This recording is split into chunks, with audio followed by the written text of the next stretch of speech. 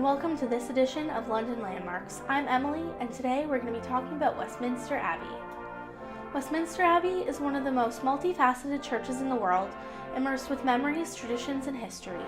Best described by Richard Jenkins, saying, "It has been an abbey, a cathedral, and is now a collegiate church, and royal peculiar.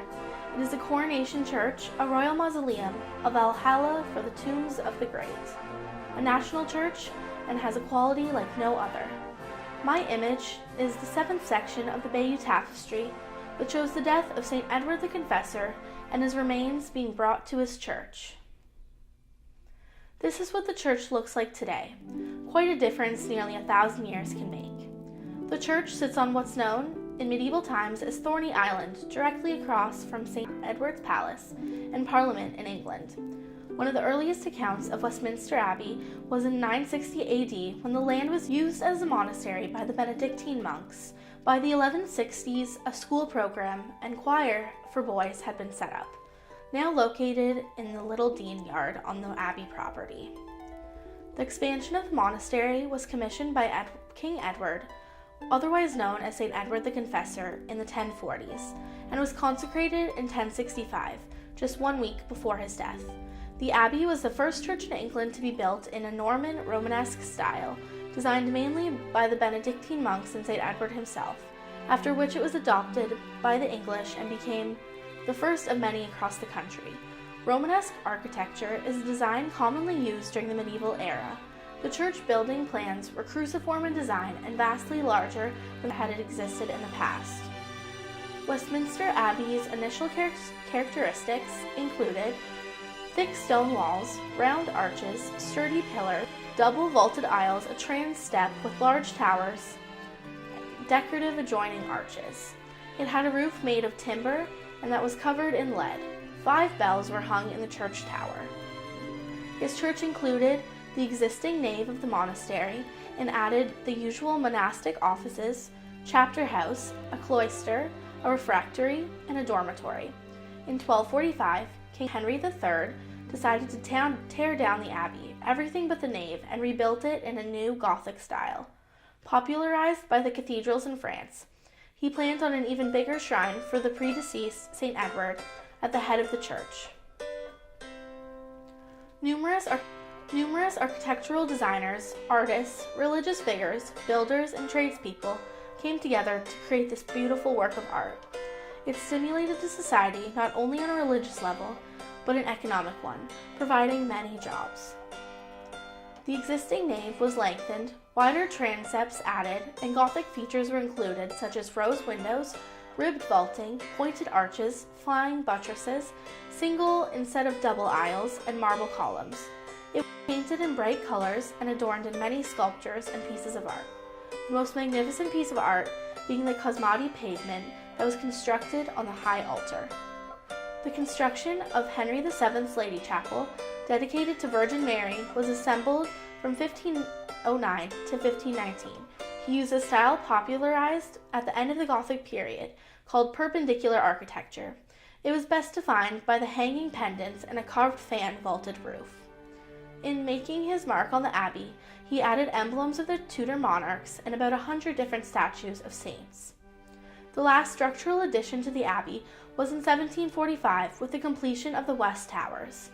Since then, there have been many restoration projects undertaken, but none that have affected the architectural integrity of the building.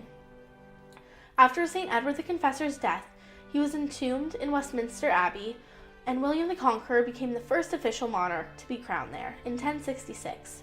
This holds cultural significance for the English.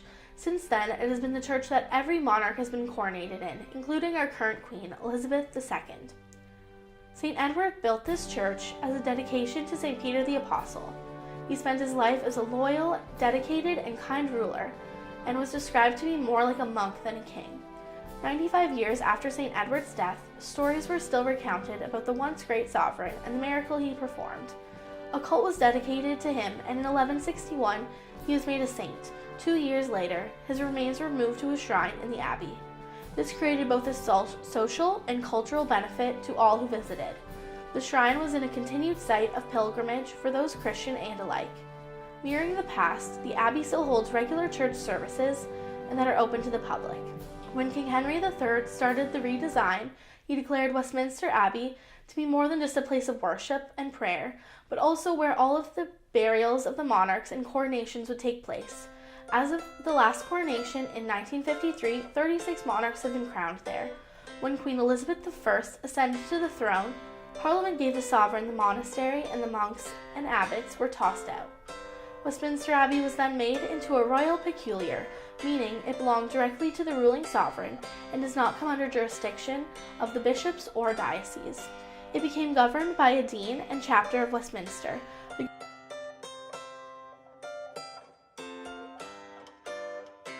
Attends many church services and cultural occasions there annually. This is when it was given its existing formal title, Collegiate Church of St. Peter at Westminster. Over the past 1,000 years, more than 3,000 people have been buried in Westminster. It remains the resting place of some of the most famous kings and queens of the ages, their consorts and aristocrats.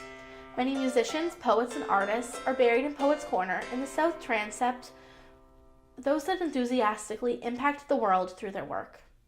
One of the most significant adages of the 20th century included the grave of the unknown warrior. The British Empire and the Commonwealth lost millions of men in the course of World War I, and in 1920 a memorial plaque was installed in the Abbey. It was even unveiled by King George V.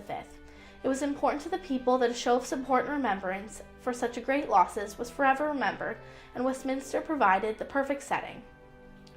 Veterans Day is celebrated at this spot with crowds and the royal family every year since. Not only is it a burial place, but one of celebration, as many royal weddings have taken place here. Most recently, the Duke and Duchess of Cambridge, third in line to the British throne, was in 2011. The Abbey has generated commercial interest, and since coming into the modern age, Westminster Abbey has developed itself on the world stage as a London landmark and one of the well-liked tourist destinations. It relies heavily on ticket sales. Westminster is proud to be part of the historical community and makes strides to protect the historical environment of the property by the British government and in part by the organization United Nations Educational, Scientific and Cultural Organization, which is dedicated to protecting sites just like it all around the world. Thanks for listening. Good night, and God save the Queen.